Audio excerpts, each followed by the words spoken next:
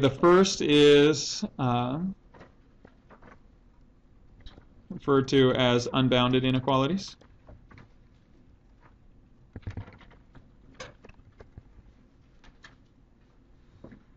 All right, when you're talking about these unbounded inequalities, it looks like the following.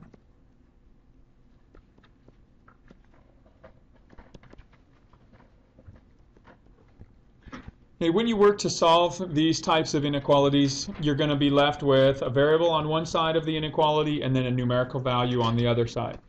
Okay, so that when you look at your solution set is going to extend in at least in one direction toward infinity, whether it's the negative direction or the positive direction. Okay, when you solve an unbounded inequality, you're going to solve it almost identical to how you would solve a corresponding equation.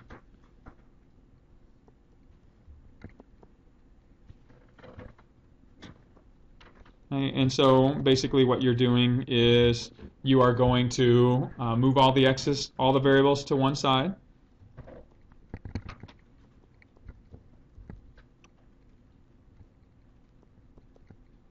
Okay, now, because of the way that inequalities are written, I strongly encourage you to move the variables to the left side. Okay, so if I were to move the variables to the left side here, again, I could add a 4x to both sides or subtract an x. I want to move everything to the left side in dealing with inequalities, so I'm going to subtract an x from both sides, leaving me negative 5x. In the same time that you move variables to one side, you're going to move the constants to the other side.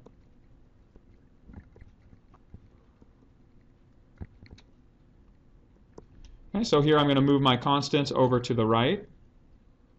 So I get a less than, my symbol stays the same.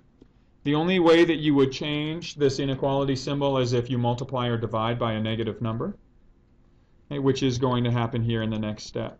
So now as I completely solve for or isolate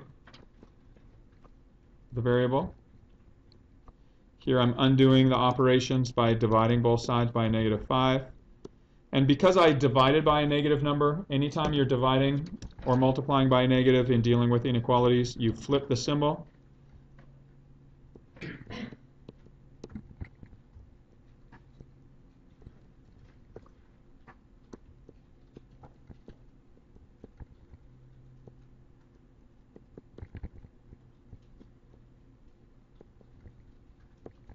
Okay, so if you multiply or divide by a negative, you flip that inequality symbol. Okay, and so this winds up being your inequality form.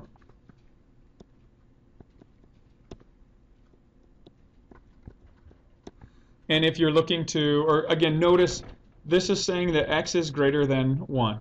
So that means x can be any number to the right of 1 on a number line. Okay, and so that means it's unbounded. It extends to infinity.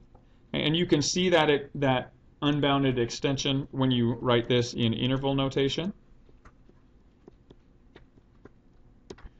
Okay, because if I look at this, 1, you have to determine, is 1 your lowest limit for the interval, or is it your highest limit for the interval? So if x is all the numbers that are greater than 1, is 1 going to be the lowest value you can look at, or the highest value? X is greater than 1.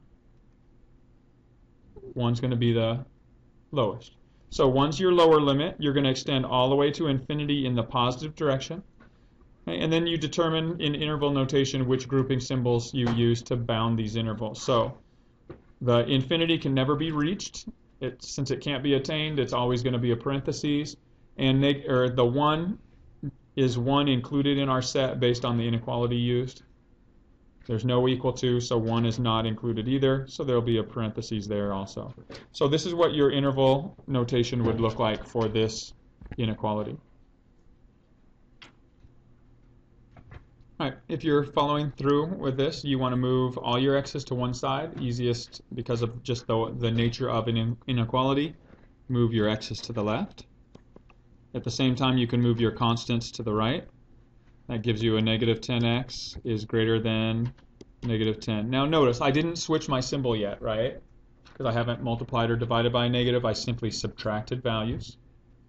Okay, but now, when I solve For x completely, I divide by a negative value, so what do I need to do with my symbol? It gets switched, and so I get x is less than now 1. So when I write my answer in the inequality in the interval notation, is my 1 an upper limit or a lower limit? It's the upper one, right? X has to be smaller than or less than 1. So my lower limit's going to be the unbounded negative infinity. Never can be included. My upper limit's going to be 1. There's no equal to, so that's also not included. So I'm going to have a parentheses. So this is how I would write this interval notation.